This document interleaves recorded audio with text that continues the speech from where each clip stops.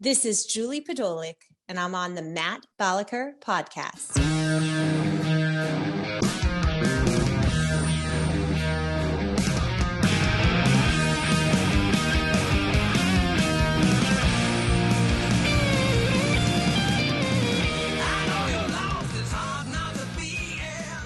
Thank you once again for tuning in to the Matt Balaker podcast. Please like, subscribe, and ensure that everyone you've ever met does the same. Today, we are joined by the pride of Pittsburgh, our producer and co-host, Eric Servone. How you doing, Eric? Thanks so much, Matt. It's good to be here. Are you familiar, Eric, with the show It's Always Sunny in Philadelphia? It's one of my favorites. Well, you're in luck because it's always sunny when today's guest is present. If Hustle had a spokesperson, Eric, she'd be it. She's a co-founder, a brand builder, a true master of marketing. She's a purveyor of happiness, healthy living, and cherry lipstick. She created Modern Pop, the #1 premium frozen desserts brand established in Laguna Beach, California. She's the wonderful, the fabulous, the Julie Podelec. How you doing, Julie? Woo! I mean, what an intro. I feel like I could do anything right now. I'm amazing, Matt, and I'm so excited to be here and to see you, and you have the best energy ever. So I'm equally as sunny as you are. And well, I'm actually blushing. Here. So thank you, Julie. And you make up for breaking our hearts when you and your beautiful family left Laguna Beach for the East Coast, but life goes on. So how are you doing on the East Coast? Yeah, it's great to reconnect. Everything is wonderful. You know, it's pretty awesome to be able to be closer to family. Mm-hmm. We do miss, sometimes I see pictures online of Laguna Beach and I'm like, I can't believe we actually were there. I can't believe we were there. Because when we were there, I was never really on the beach, and now I'm just craving sunshine, so we love it. I think it was a great move for the kids, especially. Mm-hmm. But I still feel really close to everyone kind of on the West Coast, and just feel grateful for the experiences of kind of both cultures. Well, your presence in both coasts, and you're pushing inwards, because I read that today Modern Pop is in over 3,000 doors, including Whole Foods, Bristol Farms, Gelsons. How'd this all happen? Yeah. So, I mean, it's really been an evolution, and, I always make things look like easy peasy lemon squeezy, but, there's a lot of work, and there's a lot of things that work. There's a lot of things that don't work. And so I think, as an evolving entrepreneur, it's just the constant kind of moving uphill. So we really started the company, 2015, we started to go into retail. Mm-hmm. But prior to that, we were on the streets, or I was on the streets with a cold plate push cart. Really, you're as grassroots as it gets. Yeah, no. I was on the streets. Can we rewind just a little bit, Julie? Yes. Because it's 2015, and what prompted this crazy idea to start a frozen dessert company? So our son really was the one that prompted the need. I think, a lot of entrepreneurs start things without necessarily having this big business plan or having, a real plan ahead of them. And I think that's where, really great ideas and things that people need and are looking for kind of stem from. So when he was going through teething, I was a first-time mom, and I couldn't find any simple ingredient frozen fruit bar at the time. And so I really just took out the blender and started making them myself out of our kitchen. So it was more of a need. And also it enabled me at the time, when we decided to bring them kind of into market and on the streets, kind of selling them out of the push cart. It really enabled me to use, I think, my characteristics and my best attributes as a person, mm-hmm. really within sales, within connecting with people, and also within marketing. So nice. So I mean, our sons are about the same age, and I remember blending frozen blueberries, but then I didn't create a company. Where does this kind of fire in your belly come from? Have you always had the entrepreneurial spirit, or is that a newer thing? I really think that you have to be unafraid, right? And so I really, as a person, don't think about what if this happens or what if this happens. And I think a lot of people do just naturally. I'm a huge optimist, but I don't think I would have ever come as far as we've come without having the support, and kind of the person that Brad is, and kind of the team that we've been able to build out. And Brad's my husband, but he kind of brings everything that I'm not good at to the table. So like I said, sales and marketing really have always been my strengths, especially obviously when it's my product and I'm that passionate about it.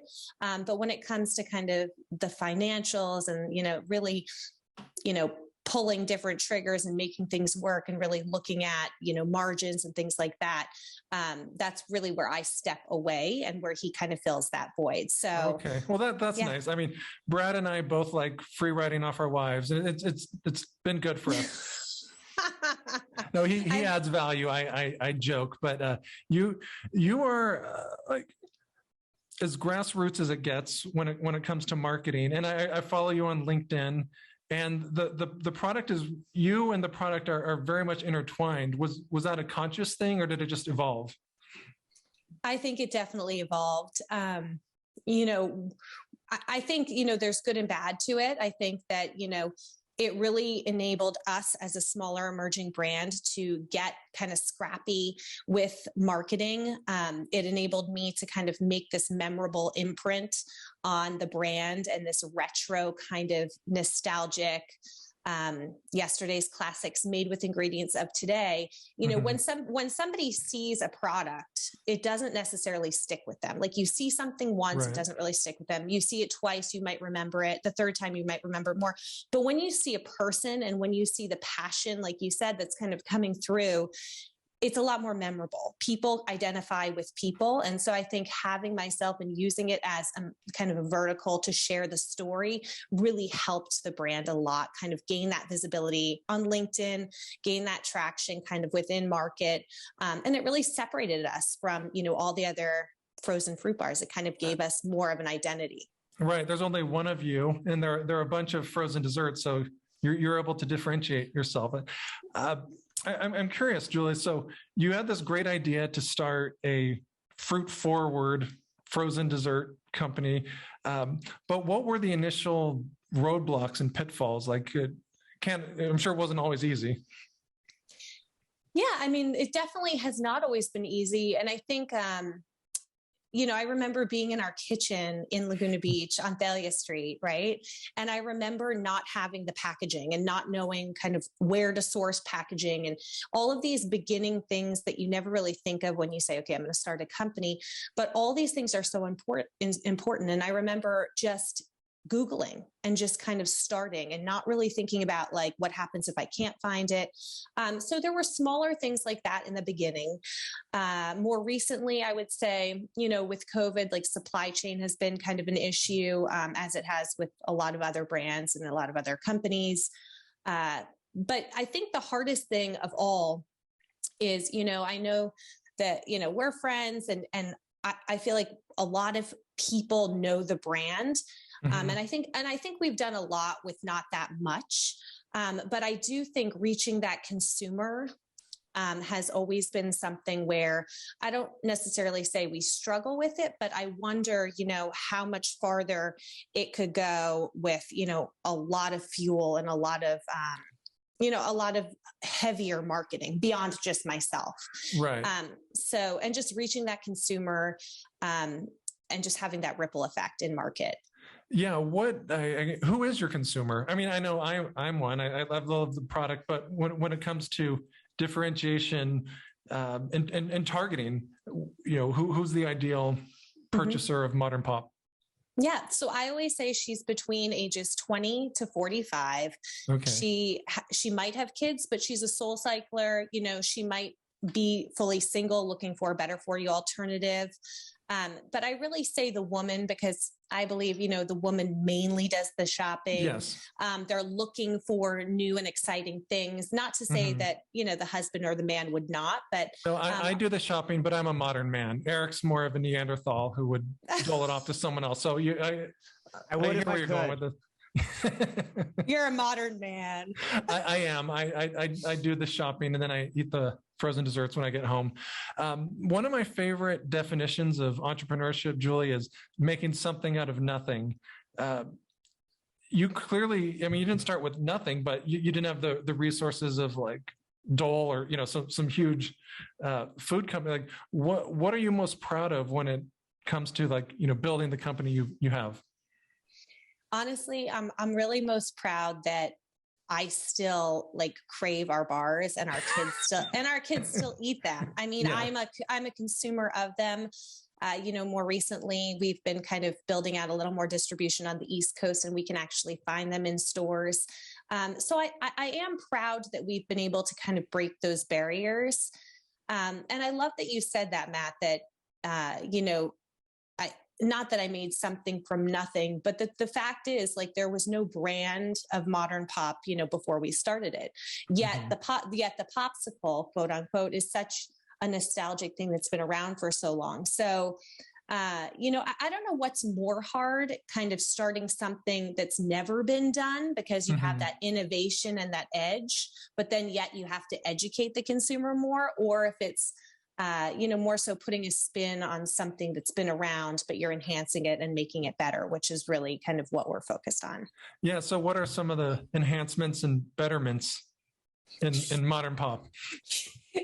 So Modern Pop, I mean, every time I sit down with a buyer, it's interesting because, people want something that's innovative and different. And, we actually experimented with an avocado-based ice cream bar. I tried it. They're delicious. They're good. I think that they're good. I think that, it was a little bit early in the life cycle. Kind of when we launched them, it was right when COVID was hitting. There were definitely obstacles, I think, in marketing it and having people understand what it was, that it was not dairy. I think that there's a lot of runway in the future for things like that. However, what we've been seeing over and over again is our frozen fruit bars, our legacy products have been around, the longest. And although there are similar things on shelf, we believe ours is the best. And we see that traction when a customer and a consumer goes out, gets them, that they go back and get them again and again and again. So I think, we're really focused right now on what's working and really honing in on not deviating away from that. I think as an entrepreneur, you always want to think about the next thing. And there has to be, a runway and obviously, an innovation pipeline. But at the same time, I always think of In-N-Out Burger too. I know this is a very interesting example, but it's such a small menu. And I think that, when you do something really well, and I think, what they do is great and they do it really well, why kind of deviate away from that? You're doing it really well. It's perfect. You kind of have made your mark. And that's really kind of where we're focused, is just the better for you frozen fruit bar. We're the only brand that uses whole fruit as a first ingredient across all of our products. Damn right. And damn right, damn straight. And we only use drops of agave to sweeten. So it's entirely plant-based and unrefined sugars. Very nice. So plant-based, unrefined. Now, that seems pretty popular now, but there had to be a first adopter. Can you share with us the story of the first retailer that shelved your product? Yeah, I mean, it was quite interesting. So we were on kind of the corner of this surf spot in Laguna Beach selling our bars. And our first adopter was Whole Foods. And so Whole Foods, when they could buy locally, we had a forager call us from Laguna Beach Whole Foods. And actually I was on the East Coast. A forager, like forager. Yeah. Sorry. I know from going in the forest and plucking mushrooms or something, but what is a forager? It's somebody that is kind of looking at local brands. So somebody that's kind of, and I don't think Whole Foods does this as much as they used to, but at the time, they had heard we got a lot of great press in and around Laguna Beach. And so they had heard about Modern Pop being this new upcoming, clean label frozen fruit bar. And so we got a call from Whole Foods, and it was just at the time we weren't yet thinking about going into retail. It was more of a passion project. Okay. And so that really forced us to start thinking about, where we were going to make the products and how we were going to actually like package them to be up to date and up to speed with kind of regulations. So you're a first-time mom, you get a call from a Whole Foods forager, and now you have to worry about how to create a market-ready product. And you did it. So how'd you go from that step to actually kind of commercializing it? Like what was it, a conscious thing, or was it just so incremental before you knew it, you were a company? I think it was definitely incremental. I think that there wasn't like a moment where I was like, okay, let's really take this to the next level. I think that moment actually came after Whole Foods and when we got a call from Costco. Okay. And Costco, it was very early on, just like Whole Foods. And Costco really enabled us to move our feet fast, to go and look for a co-manufacturer because it was Costco. So we would be taken seriously as a small brand. We had scale. You can't scale. just make it all in your kitchen with your Vitamix blender or something. You have to outsource that. My little apron on, the baby's crying. No, it really forced us, Costco, I think, was a great thing, but it also, I think, was very early on in the life cycle of where we were. So without Costco, honestly, I wonder, I think our pace of growth would kind of have slowed down because Costco enabled us to have scale. And while we had that business, I knew that if that business dropped off, like if Costco didn't work, I had to quickly fill, other business, whether it be natural or conventional retailers, to kind of fill that gap, to keep that co-manufacturer, because you have to have, a certain amount of scale to stay with a co-manufacturer and for them to take you seriously. Yeah. And how are the desserts shipped from manufacturer to retailer? So there's a couple different ways. So we were able to get onto distributors like UNFI, like KeHE, and then also were really for novices like Eric and myself. How do you just get on these distribution lists? Because we're trying to free ride off you, if I'm not being too subtle. Yeah, you're going to come out with like the modern dad pop. Yeah, it's called contemporary pop. It's way different. No, you would destroy me. I can't match your resiliency and your stick-to-itiveness. I would have thrown in the towel long before. But I'm curious, like how do they how do these distributors work, and how do they learn about you? I mean, honestly, I think it's just like market presence. So it's really when you have a retailer like a Whole Foods or like a Fresh Market, any retailer that, has kind of bigger and mass presence wants our product, then UNFI is the distributor of choice. So somebody from Whole Foods would say, hey, here's, my UNFI contact, link up. That's how the product's going to get shipped from point A to point B. And then there's also direct shipping. So sometimes direct shipping as well. And we have an incredible woman that works with us that kind of helps set that whole system up. And she's amazing. And so, I mean, we really, I think, have found a specific, very small amount of people, but extremely good at what they do. And I think it's very hard to find people like that kind of fill gaps of what you're not good at. That's true. Speaking of, finding what you're good at, like you're a machine. Like, is there any day when you don't post something about modern pop or market it? Like, do you ever take a rest? I do take a rest. And I think, my mother actually passed away like 2 years ago when we were kind of leaving Laguna. And I think it kind of like reset my, I don't want to say aggressive nature, but I'm not a very patient person. Like, I'm a scratch off lottery girl. Like, I can't wait for tomorrow to know if I won. But I feel like that, coupled alongside being in business for, X amount of years, I've learned that, things take time and there's a lot of cycles that kind of go through. So, we've been in some stores, we've lost distribution there. And now, we're going back into those stores. So it's kind of like trying to figure out what you did, like not effectively and trying to do it better. And so, I think that, what was the question, Matt? Do you take a rest? Oh. But they say you can ask questions and you can get way more. So I got like bonus points from you. So thank you for that.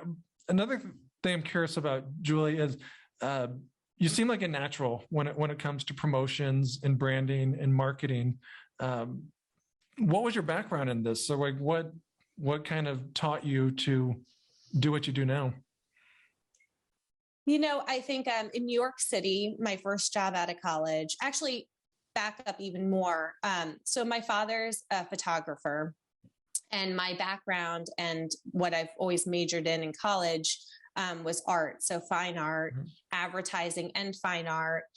I look back at some of these portfolios that I've taken like pictures of and things that I've worked on kind of in the past in college. And it was always like marketing shoes or marketing Redken shampoo. There was always like all of this marketing that I did kind of through college.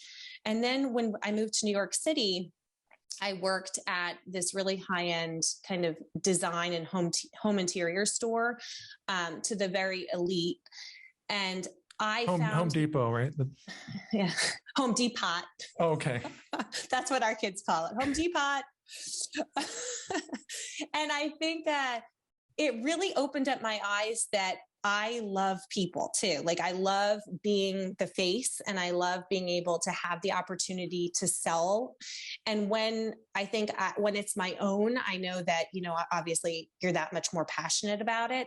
Mm-hmm. So I think, and I'm also not very shy, as you can tell. So I really like to put myself out there. And I really believe that, you only have one life to live. Even as I'm getting kind of older, I do feel less like nervous about things. Like you have to put yourself out there. You have to try different things, and not be worried about, what other people are thinking. And so I think that's kind of given us a leg up as well. I'm inspired. Our co-host, Eric, had a podcast recently where he talked about why commercials suck. I think modern pop is the antidote, but I want to get your take, Julie. Yeah, I mean, I 1,000% agree. I think that what you see now is sometimes I look at these like influencers and like these TikTok people, and I feel like I'm a different realm than that. And I can't fully break into that. But what I do think is that like LinkedIn, for instance, I think I was an early adapter to LinkedIn. And I think that people want to feel like a connection, and they want to feel like an authentic connection. And I think that people, sometimes I would have friends and they're like, well, why are you posting like your kids on LinkedIn? And I'm like, because people kind of have this like concept of like, they know me. Mm-hmm. Right. And so it's not really about like me posting pictures with my kids, but it's kind of about like creating like who I am and what I'm all about. Like I'm a mom, and I'm all about modern pop, but it's not always about the product. It's more about like, what surrounds it and the authentic kind of correlation that the product has with the founder, with the actual consumer. Mm-hmm. And so yeah, I mean, I don't even watch TV. I don't know who watches TV anymore. I watch like Netflix here and there, but totally gray, nothing authentic about it, and really trying to sell a product. And I think when you're constantly trying to sell a product, it just doesn't translate. Right. And one thing I enjoy about your ads is they evoke happiness. I mean, like it's very much a beach mentality where you want to smile, and like there's like a kind of a slight kitschiness in a good way. It's like it's fun, and I think so much of that is missing in advertising. So thank you for bringing it back.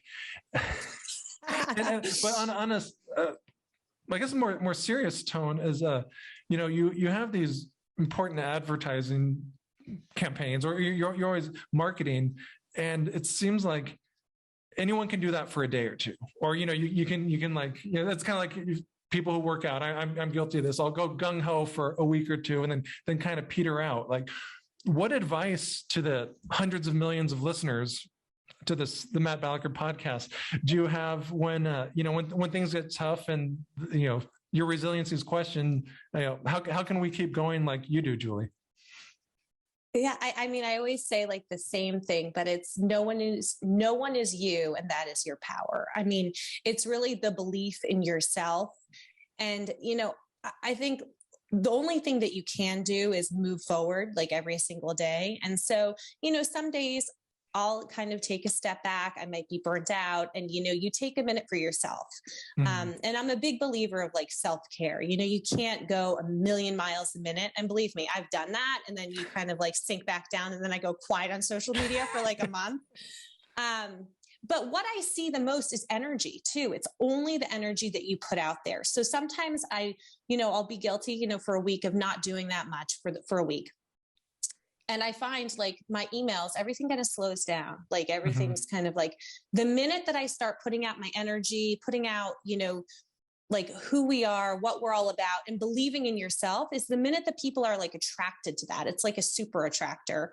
And so, I think it's hard because the mentality kind of plays with you. And it's hard to constantly try to figure out what's working, what's not working, and why it's not working. But the belief is really that the product is superior, and that the fact that we see that traction from, our legacy accounts really shows and demonstrates that, people want this. And so, having that belief and constantly running. The market is validating your vision. That's very cool. So it's been approximately 7 years since the company started. What are you most proud of about the business, Julie? I truly love the brand. I see the brand today. There's nothing, you always want to be changing and adapting, but I love it. I'm proud of it. To your point, I think that it's kind of an extension of myself in a way, whether that's good or bad. I really feel a connection. I'm proud of where it's come, and I'm proud to myself for kind of continuously moving it forward in good times and in bad, especially, with COVID and everything that kind of has happened in the last like 2 years, to be able to kind of continue on and to keep and maintain that space in frozen, as a smaller brand still.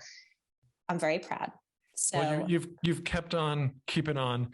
What do you know now that you wish you knew when you started Modern Pop? That it's a marathon. I think that you see some success stories kind of in entrepreneurship or kind of smaller emerging brands. And you see, you go from ground zero, and in 4 years, it's this like big corporate company. And sometimes I think that happens, but it's rare.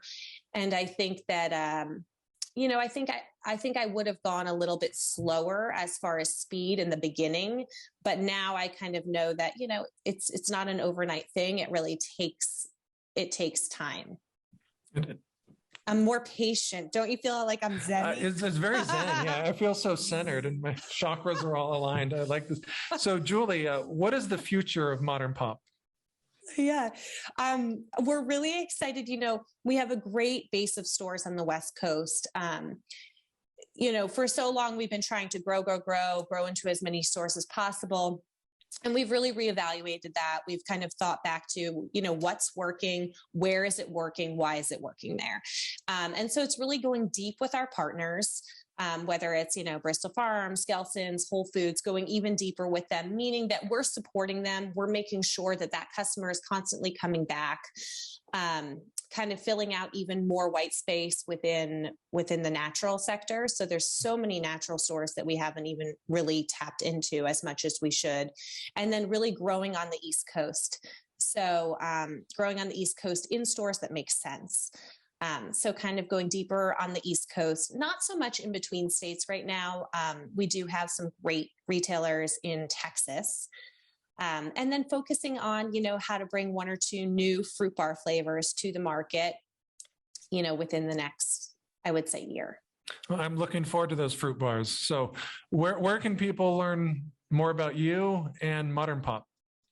I don't want it to end, Matt. Hey, we'd love to have you back. This is just the beginning. Yeah. It's just the beginning. We have limes to squeeze later. Yeah. So you can find me on LinkedIn. I'm super active on LinkedIn. It's Julie Podolec. Whoops. There we go. Julie Podolec. And then you can also find me at Mrs. Modern Pop, which is kind of a personal account. And then I'm at The Modern Pop on Instagram. And check us out online on our website, www.themodernpop.com. And feel free to reach out, look for us on the East and West Coast. If you're in Texas as well, if you have a retailer that you want us in, I would say go ahead and reach out to them. We would love to be a part of it. Absolutely. Follow her on social, buy her product. Julie, thank you so much for joining us. We really appreciate it. I really appreciate it. I love seeing you, and it was wonderful to be on. So thank you. Thank you for listening to this episode of the Matt Balaker podcast. To learn more, please check out mattbalaker.com and encourage your friends to like, subscribe, and share. Really appreciate it.